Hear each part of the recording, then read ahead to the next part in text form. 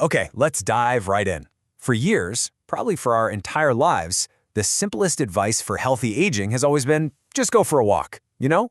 It feels right, it's easy, but what if that advice is missing a huge, crucial piece of the puzzle? What if it's dangerously incomplete? Today, we're getting into the new science that shows why building muscle isn't just for bodybuilders. It is absolutely non-negotiable for aging strong. And I want to be crystal clear, this isn't some new fitness fad. This is coming directly from the people who see the real-world consequences up close, every single day. A consensus of 22 orthopedic surgeons. These are the folks in the operating rooms, and they've seen exactly what happens when our strength disappears with age. Their conclusion is, well, it's stark. Walking alone just doesn't cut it. It can't. So while that message to just keep walking has been the go-to advice for decades, a massive wave of new evidence is telling us it leaves us vulnerable. Now, it's not that walking is bad. Of course not. It's fantastic for you. But it's just one piece of a much, much bigger puzzle for staying healthy and independent for the long haul.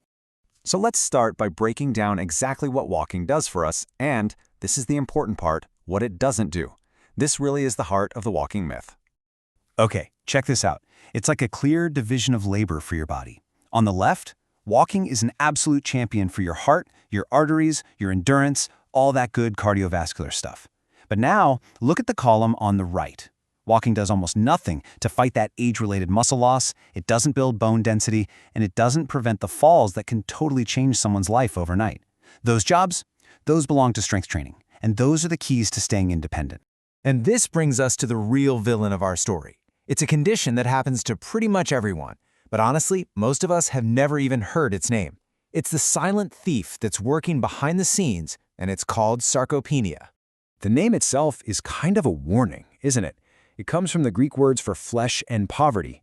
Poverty of the flesh. I mean, that just perfectly captures the problem.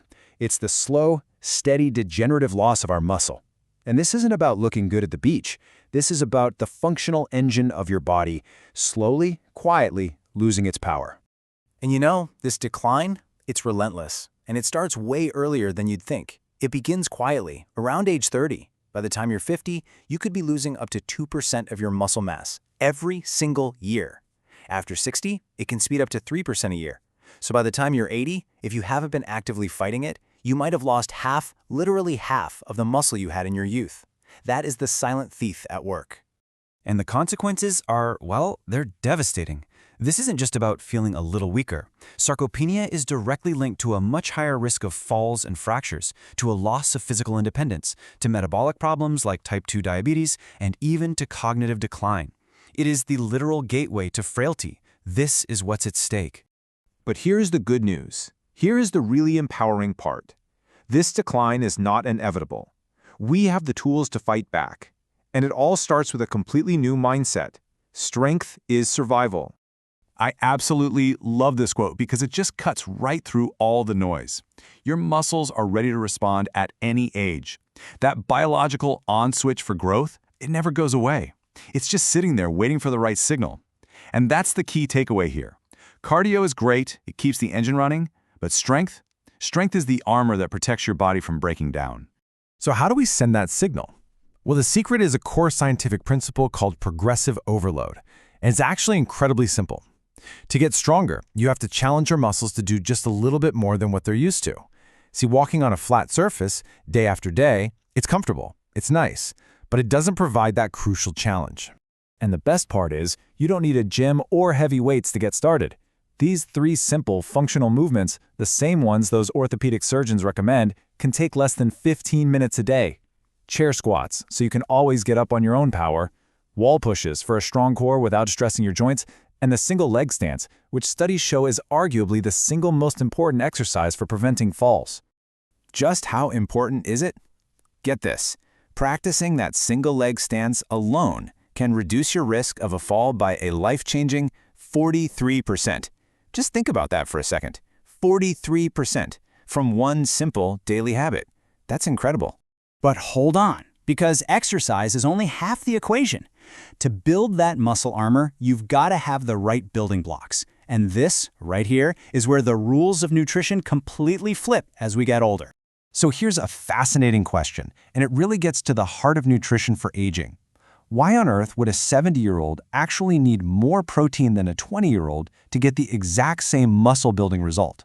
I mean, it seems totally backwards, right? Well, the answer lies in a biological process that happens to all of us.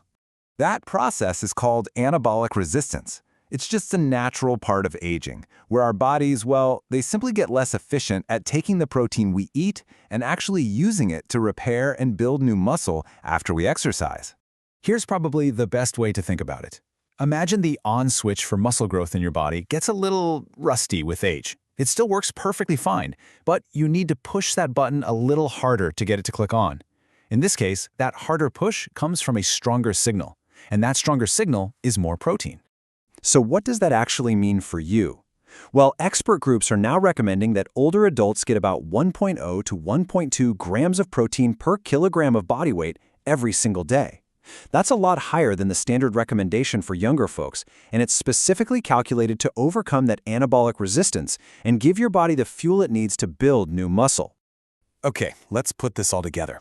We know walking isn't enough on its own. We know we absolutely need strength training, and we know we need more protein as we age. So what does a week of aging strong actually look like? The World Health Organization gives us a really simple, really effective blueprint. You still need your aerobic activity, like that daily walk, of course.